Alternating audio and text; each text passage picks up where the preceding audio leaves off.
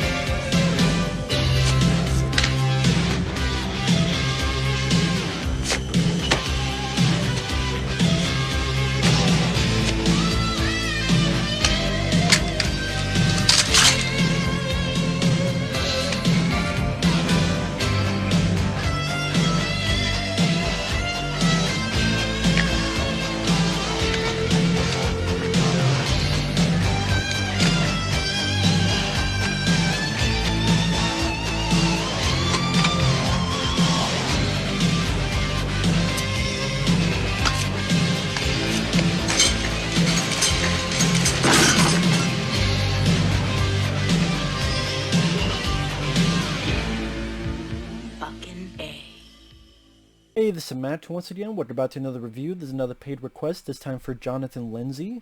And for those who are interested in sending pretty much any type of requests, you can send them either directly to my PayPal or join my Patreon. Both links are down below in the info box. And this is for an episode of Batman the Animated Series called Heart of Ice. And I can say this did the Mr. Freeze character better than Batman and Robin, the movie. Because even within the span of just 20-some minutes, you felt something for Freeze, his backstory, the tragedy of it all. And I didn't grow with the animated series of Batman, but I've seen bits and pieces here and there. And what I like about it is, number one, the voice acting, whether it be Kevin Conroy as Batman, Mark Hamill's Joker. Joker's not in this, although Mark Hamill does voice another character who is really the major asshole in the episode. But not just the voice acting, but number one, Batman can actually punch. What do I mean by that? I watched more of the Spider-Man cartoon back in the day, and the thing that sucks about that, which I love the cartoon, but the thing that sucks is that Spider-Man could not punch because some stupid irrational reasoning by the, I don't know, it was the FCC, whatever the hell the restrictions were. Spider-Man can't punch, he can't do this and that, which really hindered the fight scenes. When Spider-Man's not able to fucking punch, it can hinder the fight scenes. So, as something as simple as, yeah, Batman, why can Batman punch? I remember reading somewhere, because even though it's modern, the aesthetic of Batman is very 1930s and film noir. So even though it's modern, there's a bit more of a fantastical element to the environments and the... I'm not saying it makes any fucking sense. I'm saying that was their rationale for it. But Spider-Man is in our time and it's in the city. It's like, well, this is in the city too. Yeah, but that city looks like, in a way, Tim Burton's Batman films. Again, that 1930s aesthetic, even though it's modern. And somehow that makes it okay to punch someone, because I know it's not the MPAA. For TV, it's different. But this whole censorship stuff, how one's okay, but one's not, it blows my fucking mind out of my ass. I wish I met someone who worked for them and be like, what the fuck is your problem? Please explain to me verbatim why Batman can punch but Spider-Man couldn't in these two 90s cartoons. And please don't tell me it's the rationale that I just tried to fucking read off. It was confusing as fuck, because it confused the hell out of me, because I'm like, this still doesn't make sense. It's irrational. Of course it doesn't make sense. But we get back to this. But I do like the aesthetic. I do like the look. I do like the animation. There's a bit where Mr. Freeze froze one of his henchmen's frozen, and Batman could go for Mr. Freeze, but if he does, this guy dies, and Batman in the show doesn't want people to die, so he helps that guy, even though, yes, he would have hurt him, but Batman does the right thing, puts him in a tube, kind of like Luke Skywalker had at the end of Empire Strikes Back, and this chemical stuff to, help him with the freezing, to unfreeze him safely. I like the animation of all the equipment Batman is starting, and when the equipment was starting electricity, it reminded me a little bit of the Fleischer Superman cartoons. And for some reason, I could be wrong, but I would not be surprised if you talk to people of the animated series. Sometimes the Fleischer Superman cartoons was an inspiration. Maybe I'm out of it, but I would not be surprised, which is a good choice. But I don't know, just the way that equipment was turning on, and this and this and this, and I just like the way it was animated. The music, it definitely has that Danny Elfman from Tim Burton's Batman feel to it. I think the music is rather well done. The plot, one, which is Mr. Freeze, they're stealing all this equipment to make this device that could freeze everything. Batman tries to stop him. Freezes his fucking Batarang. I do like the voice actor they got for Mr. Freeze. I don't know his name. I forgot to look at it. But I like the sophistication. I like how they're able to tune the voice, because it is in this case, because he's got to live in sub-zero temperature. So it's not sounding just normal, like there's nothing there. There is a little bit change up of the voice to show this barrier.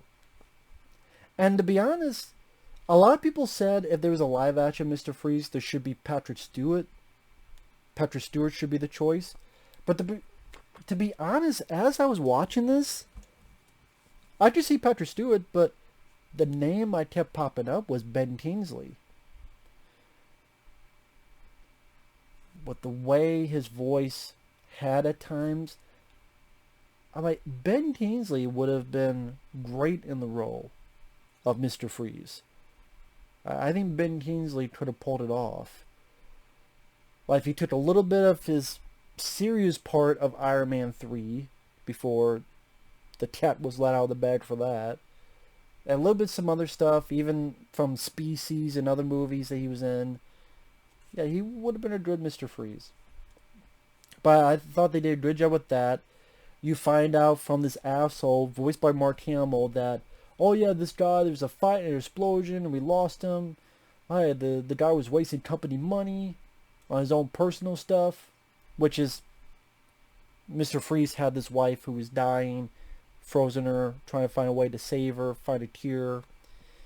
So Batman sees the footage later where the guy, voiced by Mark Hamill, fucked Freeze over, who wanted to save his wife, was a complete piece of shit asshole, got rid of shit so that, you killed her, And then, more so, Mark Hamill tipped him into this device and explosion. That's why now Mr. Freeze is like this. It's like, you get his revenge.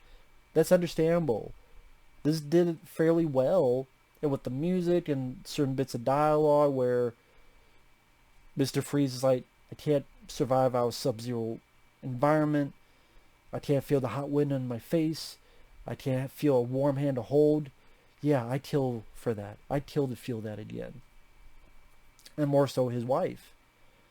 In nightmares, I see my wife begging for me with frozen eyes. Now I'm going to see it on your face. As to the asshole voiced by Mark Hamill. And because it's a TV episode, it's only 20-some minutes and went at a fast pace, you're not going to see big, wall-to-wall, crazy action. I mean, there's a few moments where he gets stopped, and I like the bit where Alfred gives him Batman something. Is this knockout gas? No. Chicken soup. The only way to fight a cold. That felt like a very Alfred thing to say. And it does come into play later. Batman uses his head, because that's part of Batman.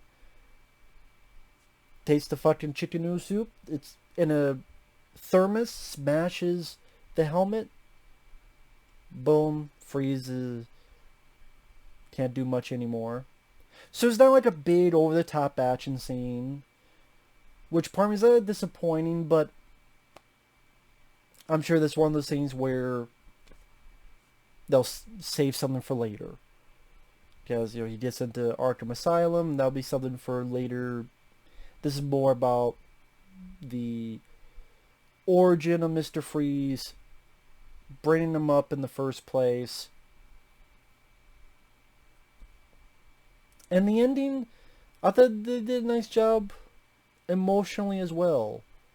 Where in the asylum, he's crying silently. And he has this little snow globe that's kind of like a representation of his wife, and going, I beg your forgiveness, and I pray you hear me somehow. Someplace where a warm hand waits for mine.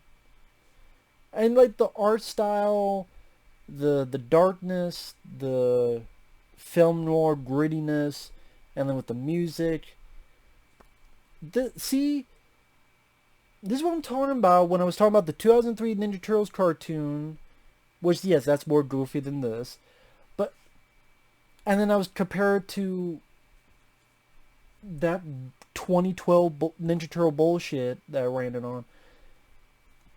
Yeah, you can make a kids cartoon. That doesn't mean it has to be stupid, goofy all the time. That doesn't mean kids can't understand certain bits of depth.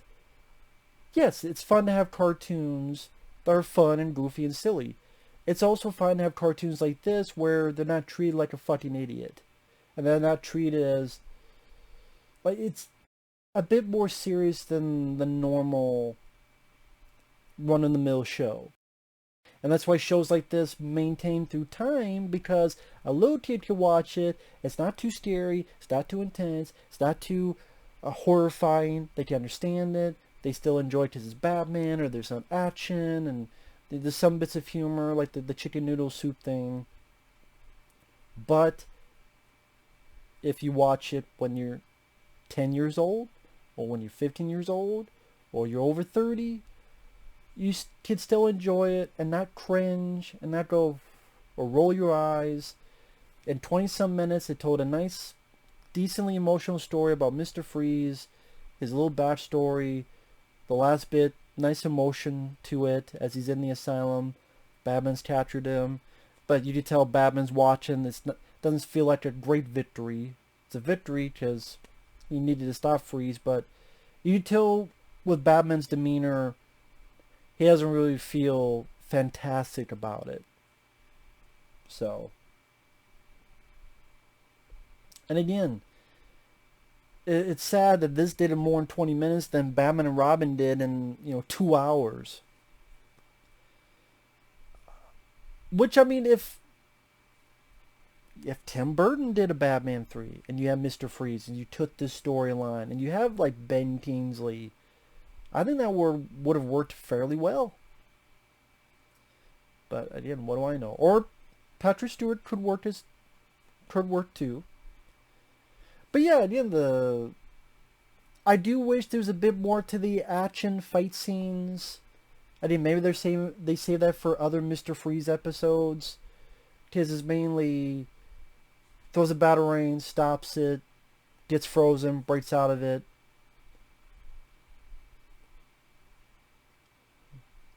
Sees footage, turns around, gets captured, gets out of it.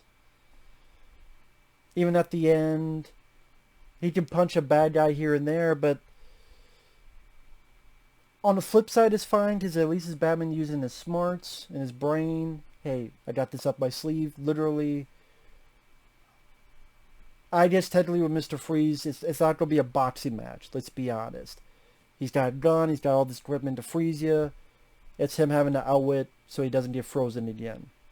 So, to be fair, I understand that. I think at least there's a couple thuds that maybe if those with the thuds were a bit more intricate in choreograph style, like a bit more to the fight scenes and fighting these guys, like a bit more choreography. That's really one of my only nitpicks. Other than that, good episode, a solid one, and It's a good case to make where people go, what do you mean this is taken seriously? What do you mean? What do I mean? Watch this episode and you go, hey, yeah, Batman can be taken seriously. Of course, it has been in many movies, but even in cartoon style, it can be taken seriously. This is a good episode to showcase. With the bits of emotion and taking the characters in a respectful light, both Batman and Mr. Freeze, among others. Really, they're the main characters. A little bit of Alfred. But it shows that there's a respectability and not cookie cutter and not... And you could do silly well. Like Batman the Brave and the Bold, that was a more like campy Batman. But you know what? That show, I saw it a long time ago. I remember I first saw it and went, what the hell? And then it got endearing more and more. And then when it got to the final episode and what it did, and it was meta, I'm like, that's actually really cool. That was really clever. But the Batman the Brave and the Bold did its own thing and was kind of, it was charming. Especially, I think how that show ended gave me more respect for that show. But anyway, back to this. And I'm trying to think, like, what would be the worst cartoon of Batman? Most people would say this, and I agree, as the best Batman cartoon. But I'm just sitting here going, what would be the worst Batman cartoon? That'd be a question for you guys, for those who do watch this video. But yeah, good episode. I better end it because this review's getting as long as the episode. But yeah, with that said, thanks for watching. Take care. We'll see you guys later. Bye-bye.